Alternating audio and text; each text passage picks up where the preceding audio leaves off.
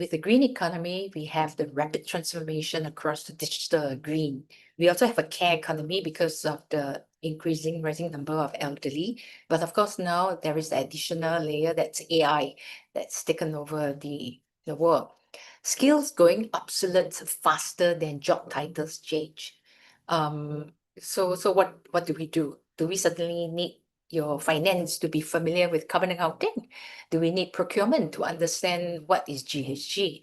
So that's a growing risk of skills mismatch across the workforce. So it's not a shortage of job, it's a mismatch, it's a gap there. We cannot go out and just hire there. You have to build the way. So how did Singapore respond? And that's the part probably worth taking note. Now, Singapore built a skills architecture, and it did three things in sequence.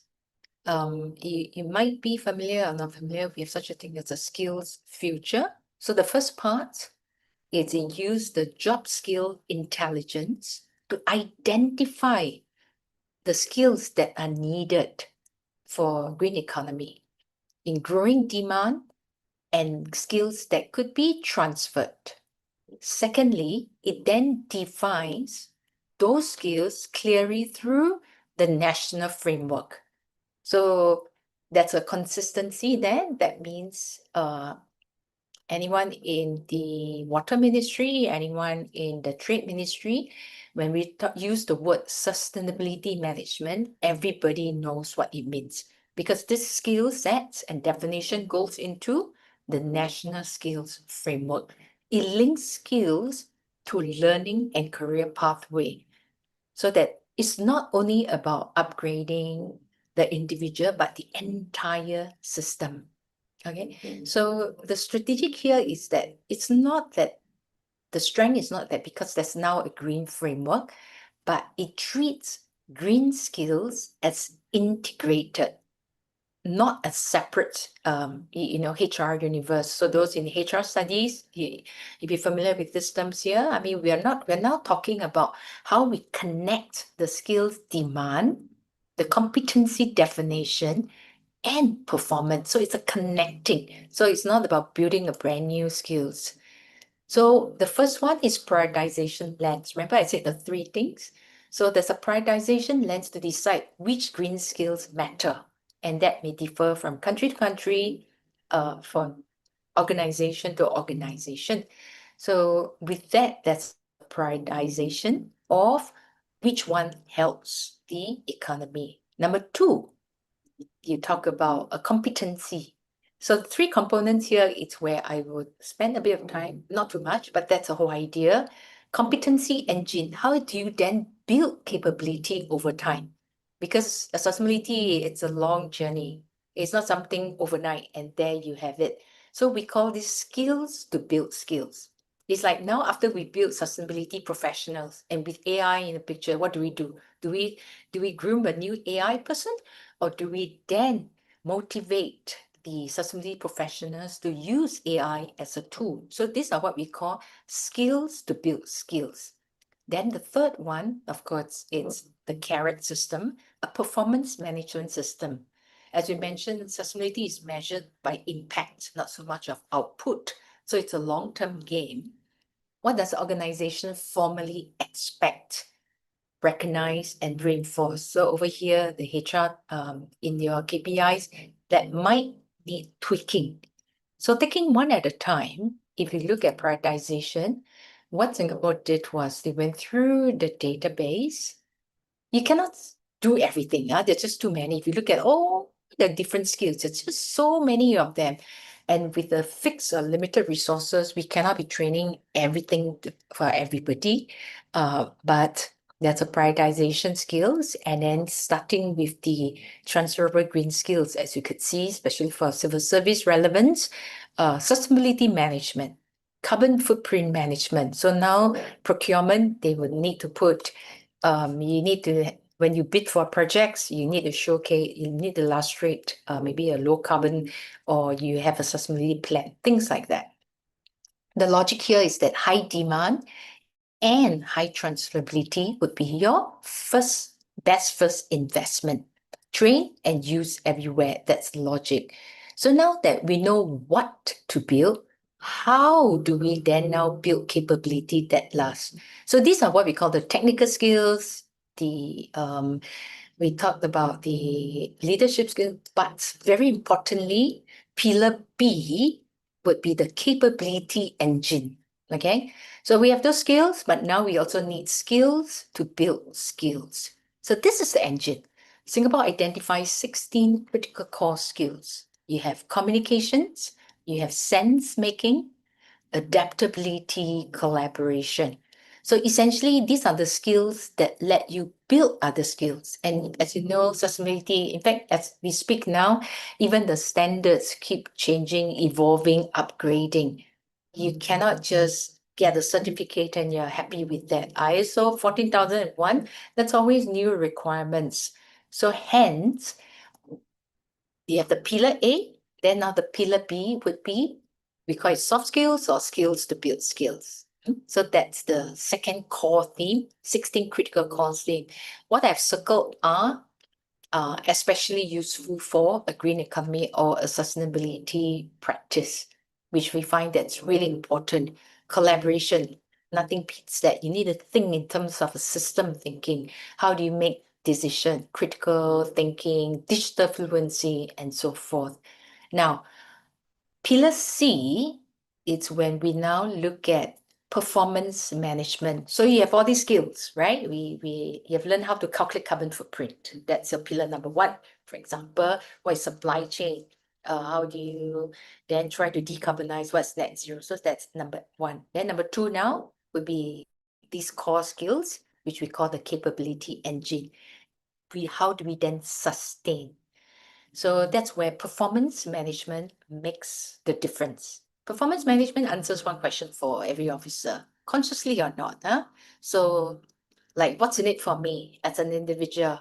What does my organization really value? So it's about the carrot, how you shape the carrot, that's going to motivate the behavior. So if your system rewards only speed, only compliance, only individual delivery, then sustainability, it's not going to work. It's going to stay invisible. Even you might have the best national strategy, whole shelf of policies. At the end of the day, the workforce are rational. We are practical. We optimize for what's measured and recognized. Correct? Yeah. So we can mandate green skills or we like, you may put in a policy. From now on, everybody must learn about GHG, what are the greenhouse gases and so forth. But if the appraiser doesn't see them, they are not going to exist in practice. So this is the gap between policy and behavior, and what we call is critical, the gap here towards a transition. So what changes, and just as importantly, what does not? So we still have this. Going green does not mean you now go soft on accountability. No. So what stays as non-negotiable? Definitely, the short-term output remains. Each individual remain accountable for the targets, for the budgets, for the timelines. Individual responsibility, but is not diluted by collaboration. And then risk control and compliance. So these are the fundamental. We need to get that right. And that's non-negotiable. But how we continue to strengthen this performance system such that it can shift and motivate behavior towards outcome-based, outcome awareness is so the thing here is we are not replacing what always has been non-negotiable, but we are strengthening structured items like structured collaboration. We work interdisciplinary, okay, interorganizational, intergovernmental. That's what we want, because when we talk about sustainability, it's really a very systems approach. So with cross-agency work, or even in your school, you may have your environmental disciplines, but hey guys, do you know everything about finance? It's time to get the finance person from the School of Finance to work together. So even in school projects, you need a collaborative mindset, cross-agency. And ultimately, again, we said the carrot that shapes the behavior. So in terms of the performance management, what's practiced is that these become additional or KPIs to demonstrate that you're rewarding such behavior. So such good judgment is demonstrated through transparency, not interdependence. Now we talk about this second box here. We talk about strengthening these behaviors. How do we measure them? Right? At the end of the day, it's about data, about measurement. So when we talk about measurement, performance management in terms of green capability, again, there's 3 points. We have the short term. Short term one, it could be, hey, the percentage of appraisal narratives that reference long-term impacts. So you can write how many percentage of your job are you doing now? It's very quick. How many projects are you embarking? How many green skills have you taken up? So these are short-term signals. Medium term, we call it capability. So for example, when we go through the appraisal year on year, you can see that's an improved cross-agency project delivery. That's a 360 feedback trends across. So these are what we call midterm, and that we call capability. But at the end of the day, if we talk about a green economy, we're talking about system resilience. So that's when internal mobility into green relevant roles, ability to redeploy skills for the academics year. So it's a theory of change. That's what we're talking about. A lot of time for sustainability projects, we are going for impact long-term, the theory of change with measurable proxies at each leg. So of course, you cannot reward 2045 outcome within the 2026 appraiser, but we reward the behavior today that the outcome depends on. So that's what we're saying. Does this person have a spirit of collaboration, or does a person work in silo? So these are what we call, when you go back to your critical core skills, we want display of such behaviors. Okay. I know Elena is conscious there's a time here, so I'll just go on. So this is the elegant part. Now, none of this requires a parasystem. So when we talk about a green capability architecture for green economy, we're not talking about building yet another system or a parasystem. We don't build a separate green HR universe. We take the same competency framework that's already in place, and we embed these priority green skills that we would have identified. That's the pillar A. And then we also identify the critical core skills. Remember, skills to build skills. And the third one, what's KPIs under the performance management. So it's 3 broad strokes. We call it a green overlay. So a green finance, a risk analyst in the bank, for example, it's about credit duty. Then what's a ESG analyst? So it's layering what the finance person already knows, but you layer with ESG climate risk assessment. Okay. So it's a green overlay, not a green silo, and that's why it makes it affordable and politically survivable. Okay, I'm coming almost to the end of my sharing. So 3 words hold the entire talk together. First is to prioritize, to target the high demand green capabilities aligned with Indonesia's NDC and also the RPGMN, so that capability building is tied to national plans, not just floating beside.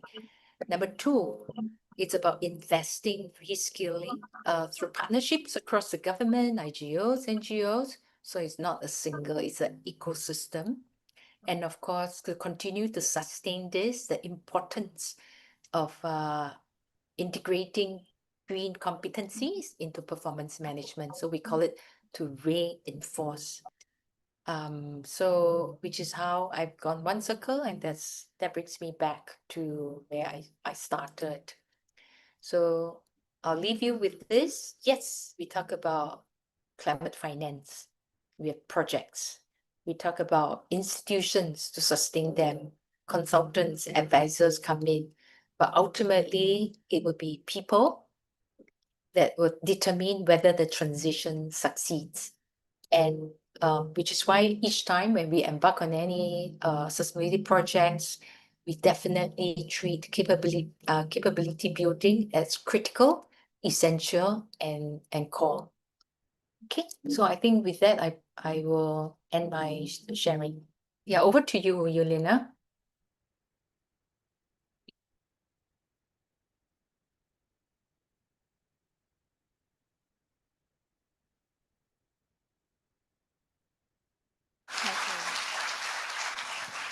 It is a great honor to listen from Ms. Tan Bilai for the excellent presentation and about building green capability for a just and sustainable transition. So over here, what I could get is actually green economy is about system resilience by deploying such behaviors such as 16 skills to build skills. And the most important one is, of course, by applying a structured approach such as to prioritize, to build, and also to reinforce. Thank you so much, Ms. Tan Bilai.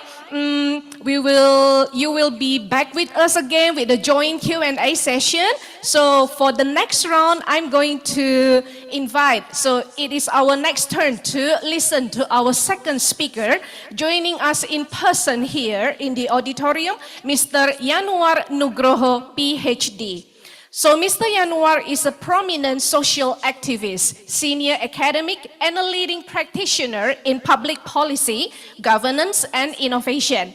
He currently lectures at Dri Yarkara School of Philosophy, Jakarta, and serves as visiting senior fellow at the ICHDSF Yusof Ishak Institute, Singapore, and honorary research fellow at the University of Manchester's Institute of Innovation Research, UK.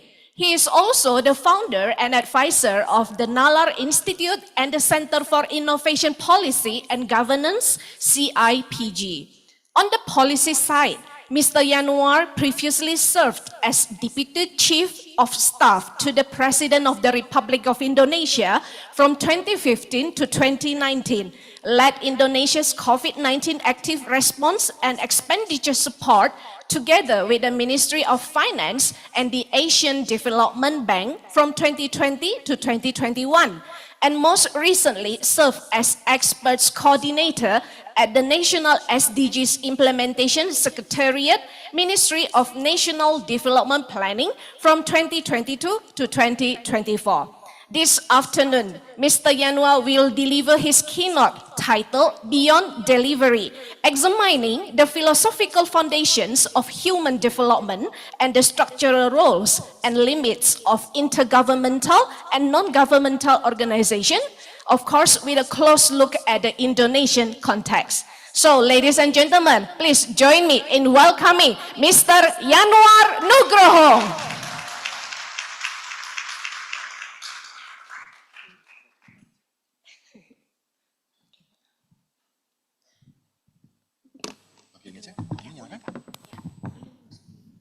Can you hear me?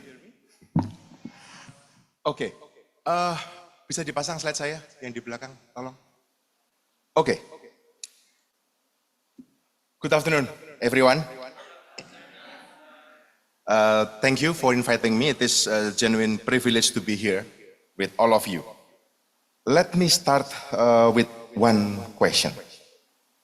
What does it actually mean for development to be human-centered? And who is responsible for making it so? This is what I want to share with you over the next 15 to 20 minutes. Next. Okay. Let me start with this provocation. Amartya Sen, in his landmark work Development as Freedom, makes a deceptively simple argument. Development is not what states deliver to people, it is what people became capable of doing, being, and choosing. This shifts everything. Human Development Index captures income, education, life expectancy. Those are important, of course. But what it cannot capture is whether individuals live lives they have reason to value. That distinction is not merely academic. It determines what we ask of our institutions, our organizations, and ultimately of each other. And I'm sorry to say this, that it raises an uncomfortable question. If the purpose of development is the expansion of human capabilities, then the organizations we have built to pursue that purpose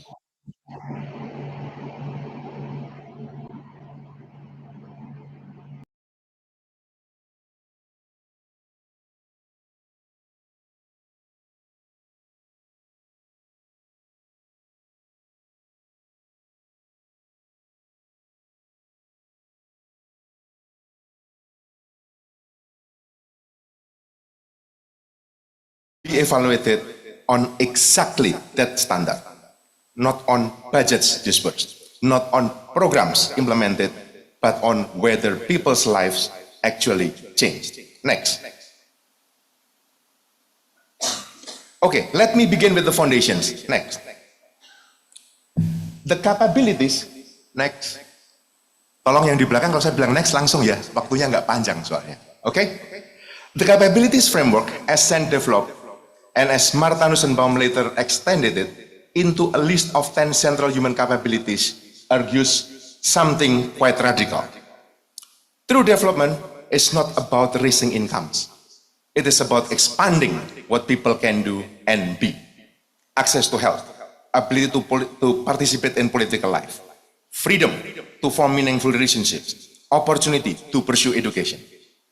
In 1990, you can look at that, Mahbubul Haq operationalized this framework into the so-called Human Development Index. For the first time, the UN finally had a metric that was about people, not just product.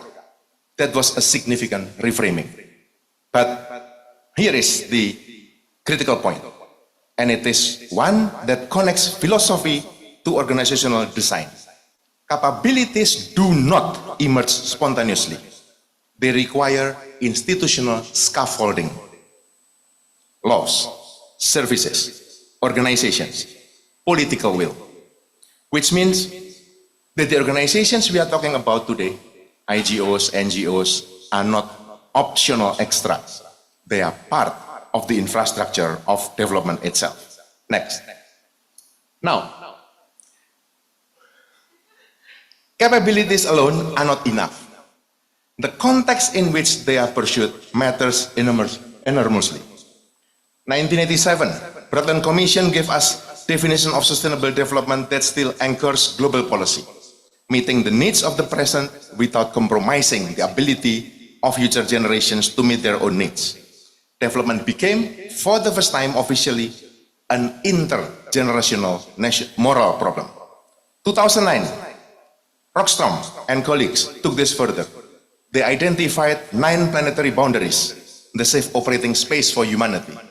And they found that at least 3 of those boundaries have already been crossed. Climate change, biodiversity loss, and land system change. Development without ecological limits is not development. It is deferred collapse. And then 2015, yes. I think someone is trying to. Okay. And then in 2015, we got the SDGs. 17 goals, 169 targets, 232 indicators.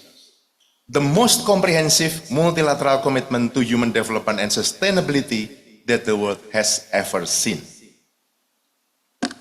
Next. Now, let me bring this closer to home. Southeast Asia has sustained remarkable growth rates. Indonesia averaged nearly 5% annual GDP growth over the past decade. Vietnam lifted millions out of poverty. The Philippines posted consistent growth. And yet, Gini coefficient for Indonesia sits at 0.41. Significant inequality. Indonesia ranked 68 out of 193 nations on the ICHDI in 2023. Forest loss continues to accelerate even as climate commitments multiply. 3.4 million hectares gone in 1 year, 2022 alone. Across Southeast Asia, millions have escaped poverty but remain economically vulnerable. The challenge is no longer only lifting people above the poverty line, but preventing them from falling back below it. And the pattern is consistent across the region. Growth proceeds, capabilities lack, and environmental thresholds erode. These are precisely why the human development framing is not optional. GDP tells us the economy moves, the capability approach asks whether lives change. It is a fair question, and organizations, intergovernmental, non-governmental, are central to the answer. Next. Let us now look at intergovernmental organizations specifically. Next. The architecture of international organizations for human development is vast. UNDP measures and promotes it. UNESCO anchors education and culture as capabilities. The ILO sets labor standards. WHO defines health as a fundamental human right. The World Bank, IMF provide development finance, although with conditions that are sometimes contested. And ASEAN pursues regional commitments on social development and disaster risk. What this architecture represents is the most serious attempt in human history at institutionalizing collective responsibility for human welfare across national boundaries. But it faces a fundamental structural problem. 193 member states, multiple mandates, contested authority, and no single body with the power to compel alignment. This is not a minor administrative issue, it is the central challenge of global governance. Next, I want to be clear. The critique I'm about to offer does not mean IGOs have failed. They have achieved real things.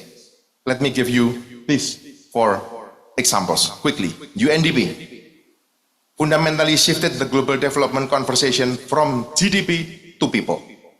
This is not small achievement. Indonesia itself today uses ICHDSF provincial planning benchmark. ILO, its core conventions on freedom of association and the right to organize have been ratified by over 150 countries and embedded into national labor codes. WHO, Alma Ata. Basically, primary health care as a universal right. It is directly shaped. Our own country, Indonesia, primary central health care, Puskesmas, and JKN, our national health insurance, which now covers 267 million people, practically the biggest in the world. UNDP, technical cooperation, supported the design of program Keluarga Harapan, our main conditional cash transfer program, which already now covered 12 million poor households. So, beyond programs, IGOs shape norms. They change what governments regard as acceptable policy, from universal health coverage to gender equality and social protection. Next. However, there are structural limits that no amount of institutional goodwill can overcome. We can see on the left, structural constraints. IGOs cannot compel member states. Their authority is persuasive, not coercive. When states resist, there is no enforcement mechanism.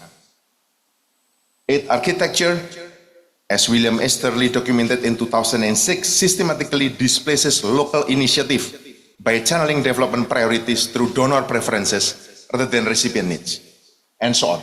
You can read over there. On the right, the political limits. The UN Security Council veto paralyzes collective action on human development crisis wherever geopolitical interests diverge. Gaza, Myanmar, Sudan. Voluntary contributions from a handful of wealthy states shape IGO priorities. And the North-South power asymmetry means that universal norms are often designed in the global North and contested in the global South. Well, if you read Jeffrey Sachs and William Easterly, both of them represent this debate at its sharpest. One argues that more aid, better coordinated, can end poverty. The other argues that aid as currently structured undermines the very ownership it claims to build. Both, of course, are right about something, and IGOs sit in the center of that unresolved tension. Next. This brings me to non-governmental organizations, and here the arguments. If anything, that is, I think, more urgent. Next. Salomon and Ayer, writing in 1994, argued that the third sector fills the gap between market failure and state failure. That formulation is still correct, but I want to be more specific about what that means in practice. NGOs are, first, last-mile delivery agents. States design systems, NGO reach those the system does not. In remote Kalimantan, in post-conflict Aceh, in urban kampung that fall below the radar of provincial planning. The de facto delivery architecture for the hardest to reach is, in many cases, civil society. Second, they are accountability watchdogs. Where institutions are captured by interest, civil society provides the independent voice that internal audit cannot. This is not optional in democratic system, it is constitutive of one. Third, they amplify the voice of the excluded. For communities whose capabilities cannot be articulated within formal political channels, NGOs are often the only platform that exists. And lastly, fourth, this is often underappreciated. They are innovation laboratories. NGOs prototype approaches that states then scale. The philosophical grounding here is subsidiarity. Problems should be addressed at the lowest effective level of organization. Bonum commune in Latin, meaning common good, is not the monopoly of the state. It is the shared responsibility of all organizations. Next, let me make this concrete. Very quickly, PK, Perempuan Kepala Keluarga, organizes women-headed households across 34 provinces in Indonesia. Building economic capability, legal literacy, and so on. Real work, real impact. Walhi, Wahana Lingkungan Hidup Indonesia, the country's largest environmental advocacy network. In North Sumatra, here, is a co-supporter of this very conference. It monitors forest loss and litigates environmental rights. Yayasan Ekosistem Lestari, another partner in this conference, works on ecosystem restoration in Sumatra. Internationally, BRAC, B-R-A-C, based in Bangladesh, is the largest NGO in the world by number of employees. Its graduation program for extreme poverty has been replicated in more than 60 countries. The point I want to make is simple. These organizations are not auxiliaries to the development. They are, in many contexts, the primary mechanism through which development actually reaches people. Next. And yet, more than 85 countries are currently restricting civil society space. According to Civicus, Indonesia's civic space is rated obstructed. Not closed, but obstructed. Let the number sit for a moment. 85 countries, more than half the world. The Ormas law, Undang-Undang Ormas, gave the state authority to dissolve civil society organizations without judicial process. Digital surveillance of activists has increased. Environmental defenders face criminalization. The space in which NGOs can operate honestly has narrowed. And this is not unique to Indonesia. Hungary, India, Russia, Ethiopia. States that benefit most from civil society accountability are often the states most determined to constrain. And here is the paradox. The more urgent the development challenge, the more indispensable NGOs become, and the more states restrict them. This is not coincidence. This is the structural logic of interest-based governance crowding out idea-based governance. The restriction of civic space is not only a democratic concern, it is also a development concern. When community lose the ability to organize, advocate, participate, capabilities themselves are diminished. Next. So, now let us ask the harder question. What does it look like when IGOs and NGOs actually work together? Next. The theory is elegant. You can read all of them. Basically, in a world of complex interdependence, no single actor controls the system. Right? I know that's the limitation of time. Okay? And even when you look at the SDG goal 17 extends this architecture into sustainability agenda. So you can read all of them, including to Habermas. Even Habermas himself would add that legitimate decisions require inclusive deliberation. But the reality is much more complicated. SDG 17 relies on goodwill. There is no enforcement. States and corporations that fail their commitments face no consequences beyond reputational pressure. Multi-stakeholder fora tend to include well-resourced NGO from the global north and exclude community organizations from the global south. Voice does not equal power. Remember that. And then there is what I would call the Gramscian problem. Hegemony operates within partnership frameworks. When powerful actors define the agenda, participation by less powerful actors legitimizes decisions already taken, not decisions still to be made. Substantive participation shapes outcome, but procedural participation merely endorses them. We need to be honest about which one most partnership actually deliver. Next. So, what effective coordination looks like? You can see 3 cases where it does. Global Fund for HIV, TB and malaria, 2002, that's the example. Gavi, Vaccine Alliance, brings together WHO, UNICEF, World Bank, Gates Foundation. 2023, it had immunized over 1 billion children in lower income countries. And closer to home, Satu Data Initiative started when I was Deputy Chief of Staff in the Office of the President, established by President Regulation number in 2019. Domestic coordination architecture for government data interoperability. So, when it functions, it helps.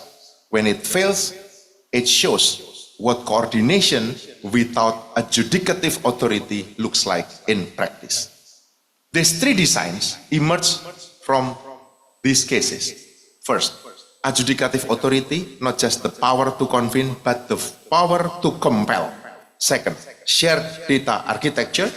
Third, consequence for non-compliance.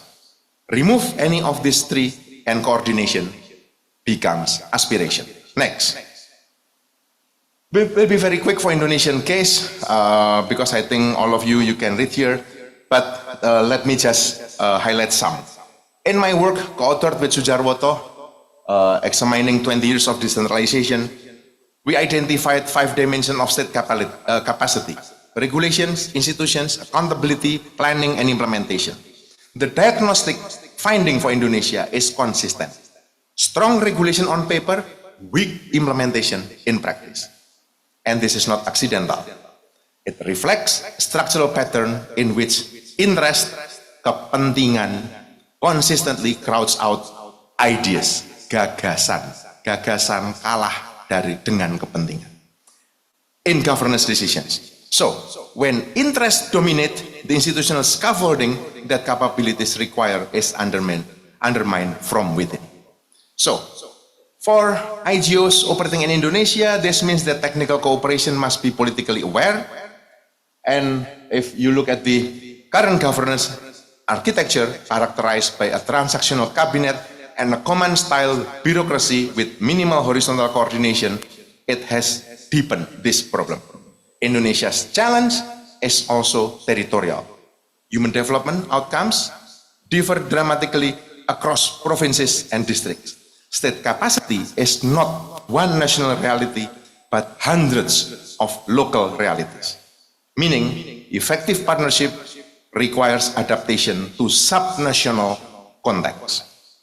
Next, so what needs to change? Next, 3 priority agendas. 1, for intergovernmental organizations, democratic representation must be reformed. Weighted voting in the World Bank and IMF still reflects the economic geography of 1945, not 2026. The 15 overlapping UN agencies need to be rationalized into a more coherent architecture with genuine adjudicative authority. And all voluntary contributions to IGOs should be publicly disclosed with the conditions attached. Transparency is not luxury, it is precondition of accountability. For NGO enabling environment, states must provide legal frameworks that protect organizations from arbitrary dissolution, surveillance, and criminalization of staff. Development financing should include dedicated streams for civil society that are not routed through national governments. And NGOs must hold seats with real voting power in decision-making bodies, not merely advisory roles in consultation processes.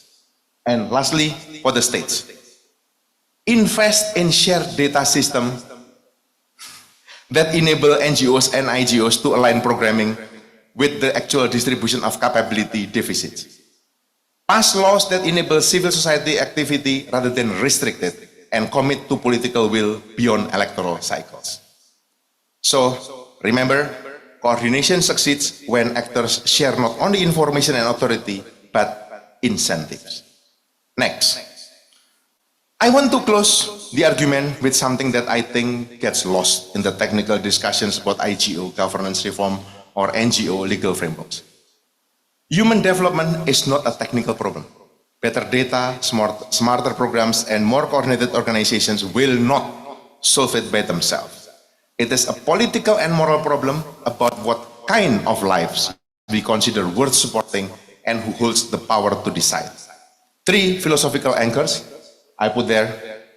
John Rawls argued that the basic structure of society must be arranged to benefit the least advantaged members. Organizations, whether government or not, adjust to the extent they advance this principle. Sen argued that ultimate measure of any organization's contribution is whether it expands or contracts the substantive freedoms of the people it claims to serve. This is evaluative criterion, not budgets, not project completion rates, freedoms. And the idea of bonum commune, common good, reminds us that the common good is not the sum of individual interests. It is the set of social conditions that enable individuals and communities to achieve their own fulfillment. Next. So, in closing, the future is not predicted. It is built. It is shaped with awareness, with commitment, and with institutions that remain answerable to those they claim to serve. 3 things I would ask of this conference. First, insist that human development research is always measured against the people it claims to study, not only against its own methodological standards. The most rigorous paper in the world is insufficient if the lives of the people it describes did not change. Second, build the kind of international networks that give IGOs and NGOs the academic grounding to resist capture by institutional or political interest. This conference and the partnerships it generates is part of this project. And lastly, remind governments, funders, and organizations alike that bonum commune is not a slogan. It is a standard of accountability, and we should hold every organization, including ourselves, to it. Thank you.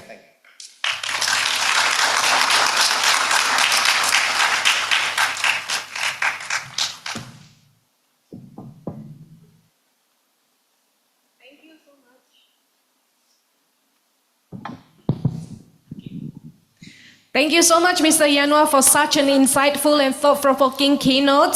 So finally, at the end of the day, so we will learn that the future is not predicted. It is built with commitment. All right. So we have now come to our Q&A session. But before that, now, Mr. Yanuar mentioned about the capability approach earlier, right? So I just would like to let you know that there will be capability approach meeting tomorrow at 5 to 6 p.m., both in person and online. The meeting will be led by our own Mrs. Dorothy Ferrari, who is one of the HDCA Asia Pacific coordinators. Whether you are a HDCA member or not, if you want to know about the capability approach, you are more than welcome to join. Tomorrow, 5 to 6 p.m.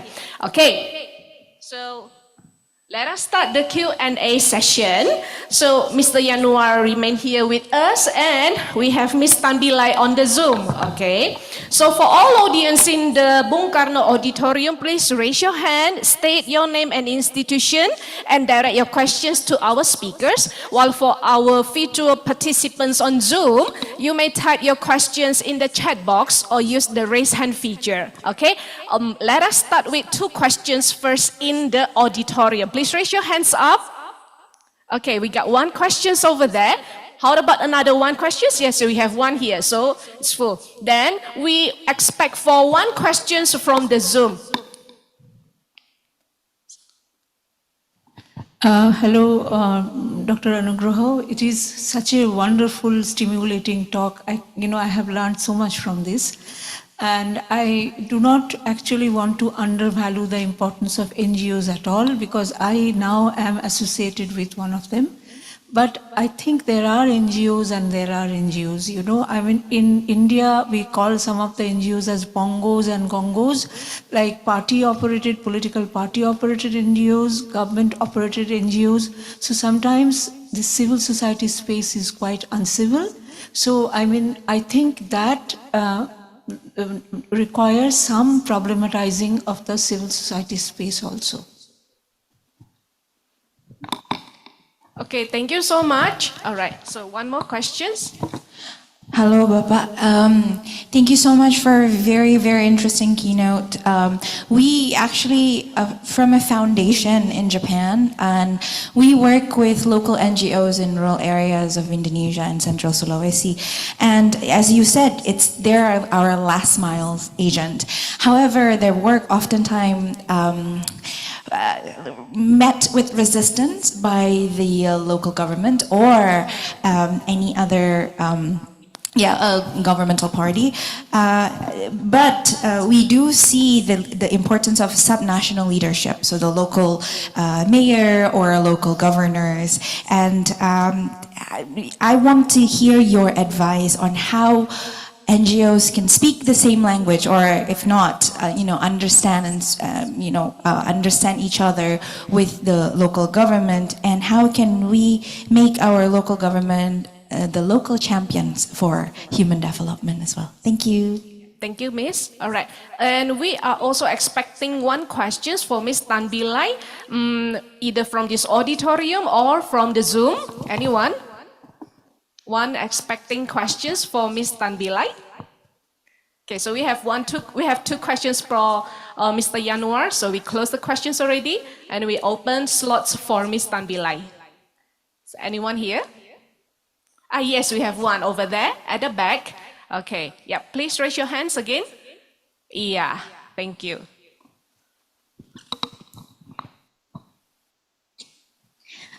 Excuse me, sir. I'm sorry, is this for Miss Tan Bilai or for Mr. Yanuar? Yes. Mr. Yanuar? Yes. Okay, I see. All right, please. Let me introduce myself. My name is Sabila Putri.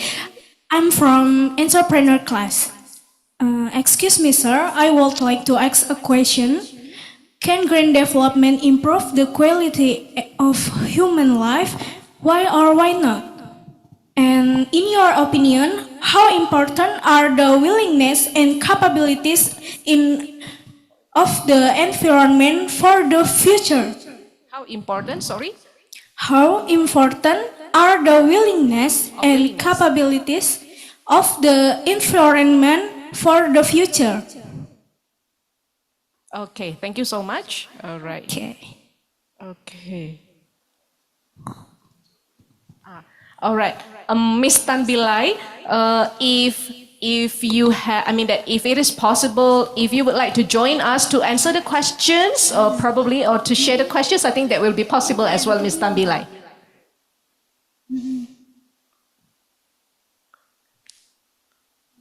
I see. Okay. Yeah.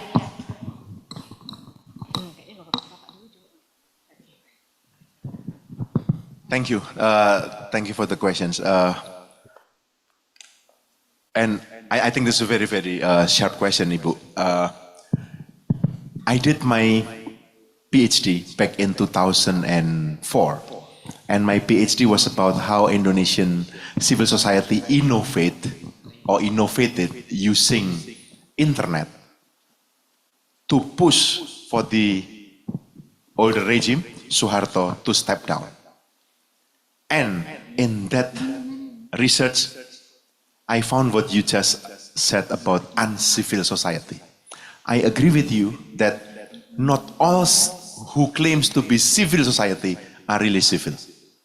And in the circumstances where political interests take place much more than debates of ideas, let me not put fingers on others, but in my own country, like in Indonesia at the moment, often civil groups are also divided based on or by their political interest.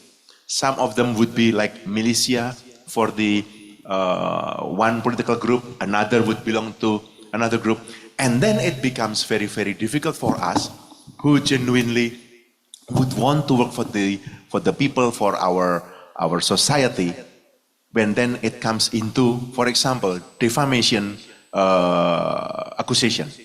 Why you do this? The government has done their best. It seems that you say, you embarrass our own government, and then suddenly the civil or the civic space become uncivil. I think there is no other way. I'm sorry, maybe you can share your experience in India.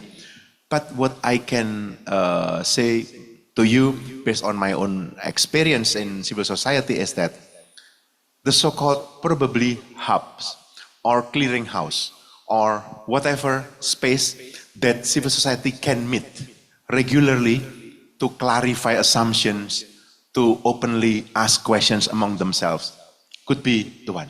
Without that kind of platform, if I may use that word, it is very difficult for us, if I may say, real civil society to really work. Because then, I think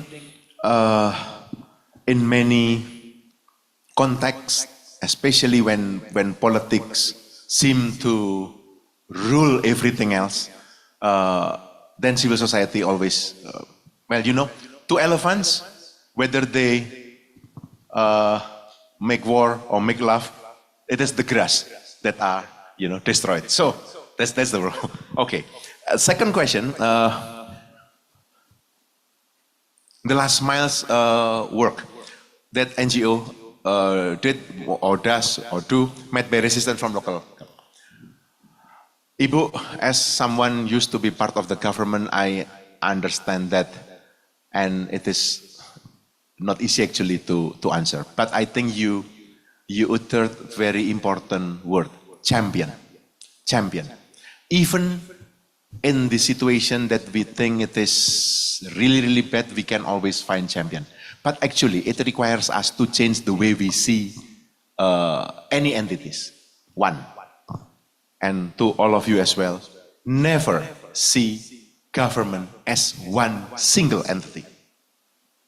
Even if you disagree with the president, I believe you will still find one or two ministers who does their job well.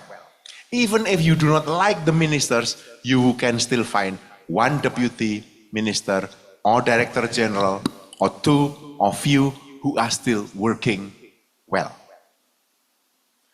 Even if you disagree with the director general, you can still find director or staff who still do their jobs with integrity, including local governments. I believe not all subnational governments are that bad. Probably the harder job for us is to find those champions. But I would encourage you, based on real experience, working at the central government and also trying to empower local governments, that there is no other way rather than creating a space for dialogue. There is no other way rather than creating opportunities to have genuine exchange. Any of you researchers here or lecturers? Let me share with you the quickest way that your idea will be rejected by the government. One, you make a seminar and you tell the audience how wrong the government is. That's toll road to be rejected. Number two, you send letters to the ministries, ask audience to meet the minister. The minister will not meet you, instead Director General or Deputy or Director. You come to them with this thick report. This research is very rigorous, using this methodology, with theoretical framework. They will not read it. Trust me. So your second question, how we can speak the same language? I think both sides. From the researcher side, I believe the skill, the capacity to transform or to transfer this research report into policy brief is important. Policy brief, 4 pages, so basically two pieces of paper, A4, two pages, maximum 3 with text, another page with illustration. Simple. This is the problem, this is what we see, this is what we want to recommend. I know that's not easy and it requires new sets of skill, but well, we need to learn if you want to speak to the government. On the other hand, for the government, this is why we have this scheme for scholarship for government officials. We want our policymakers also exposed to the academic tradition. So that's it. Itu ya Mbak. And last one, can green development improve the quality of human life? Yes, I think Ibu Tan would be the best to answer you.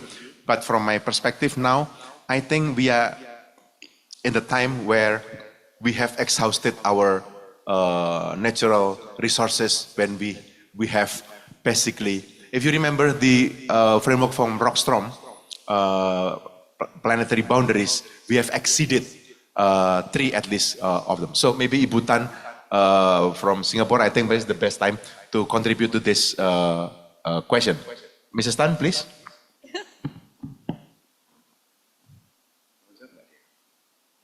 Thank you, Park. So you mean to continue regarding Bhutan and Singapore?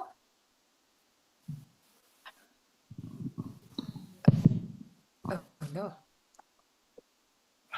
Hello? Hello, yeah. There is one question, if you can also contribute in answering, Mrs. Tan. Can green development improve the quality of human life? Okay, so I think, yeah. Hello? Yes, I mean, definitely. I mean, yes, I mean, thank you. Either way, you have been guiding it towards my way. Yeah, yes. Thank you, Park. I mean, to me, yes, maybe it's because I'm always in sustainability, and for sure. Similar, and I think this also answers one of the questions on chat, about young people dealing with rising costs. If you look at it, sustainability, it's never about compromising on economic development. So countries like Bhutan that is carbon negative, that shows well-designed sustainability policies actually drives innovation, it creates jobs, it strengthens resilience. So sustainability is always about resilience, and from then on, it supports long-term economic growth. Example, renewable energy. Right now, solar and wind are among the cheapest sources of new electricity, and in doing so, we create jobs in manufacturing, installation, maintenance, energy efficiency to make it more competitive, and again, or even AI. That's a need for data centers. people who are in plumbing, carpentry, I mean, that's a key, electricians, EVs, yeah. So from, leading to what Park had said, when you talk about sustainable development, definitely identification of the new skills, and definitely there'll be new jobs that will be created. Yes. Okay, thank you, Ms. Tanbilai. Well, Ms. Tanbilai, we have one question from the chat box to you. So this is the question. How do you respond to criticisms that sustainability narratives often sell hope to younger generations while they are simultaneously facing high inflation and increasing financial insecurity about their future? Okay, please, Ms. Tan. Okay, thank you, Lily. Okay, it's always a mindset. I think when we talk about sustainability, they may think that you're prioritizing the planet, the people over economic gains. But it's definitely not. Yes, I understand the concern. Young people, as we mentioned, you're dealing with rising living costs, not only young people, everybody, financial uncertainty. But we do not frame sustainability with that sort of lens. It's not competing with economic security. Hence, again, this draws to the relevance of what Park has earlier said. Well-designed sustainability policies actually drives innovation. It creates job. Remaining in our traditional, conventional, without care for environmental and social, in fact, is a liability now. So it's not about promising hope, but it's with the assurance that it can only strengthen resilience. Okay, thank you so Yes. much, Ms. Tanbilai. All right. Okay, ladies and gentlemen, so we have come to the end of our session today. Time flies. Okay, we are having such an enriching discussion, but unfortunately we have reached the end of our session. So we would like to thank to our wonderful speakers, Ms. Tanbilai and Mr. Yanwar Nugroho once again for sharing their priceless expertise today. And thank you to all participants, both offline and online, for your active engagement. So to wrap up, ladies and gentlemen, both of our speakers, in their own way, spoke about capability. So Ms. Bilai showed us that the green transition depends on building the institutional and human capability to deliver it. Yet, while Mr. Yanwar reminded us that human development itself means expanding people's substantive freedoms and capabilities. Human development and sustainable future, it seems, cannot be achieved in silos. They require sound public policy, strong institutions, and the everyday capability of the people and organizations who carry them up. So, ladies and gentlemen, please give a round of applause for our speaker once more time. On behalf of the organizing committee, I'm Juliana. Thank you for being part of this session. Have a wonderful rest of the conference. Okay, thank you so much. Thank you very much to our moderator and to our distinguished panelists. We kindly invite you to remain on stage as we proceed with the presentation of a token of appreciation to our panelists, Dr. Yanuar Nugroho and Mrs. Bilay.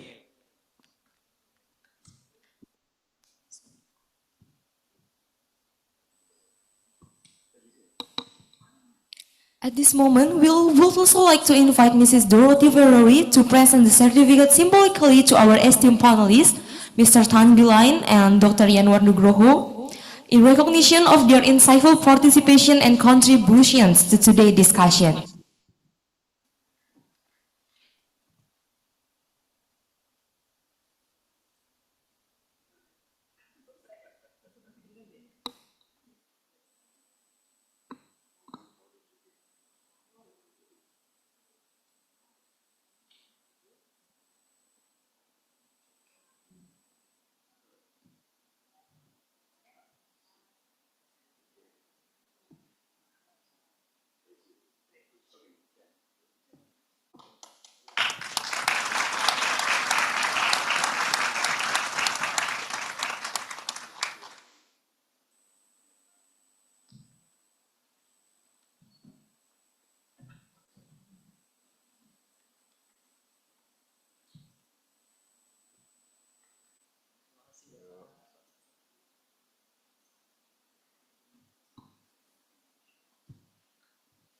Ladies and gentlemen, we will now proceed with the group photo session.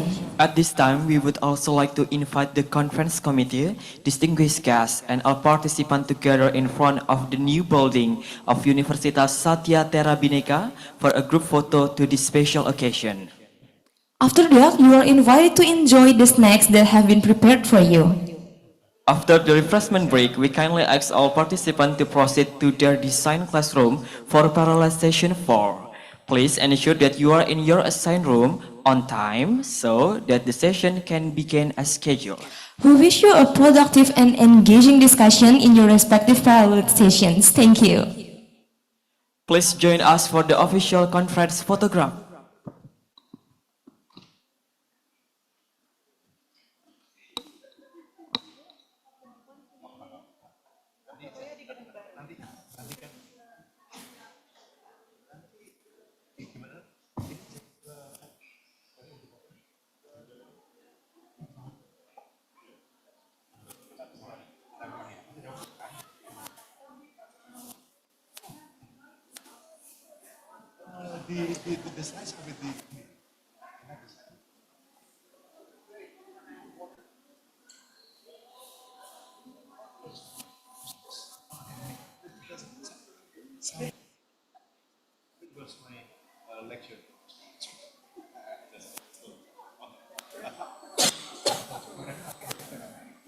We'll be happy.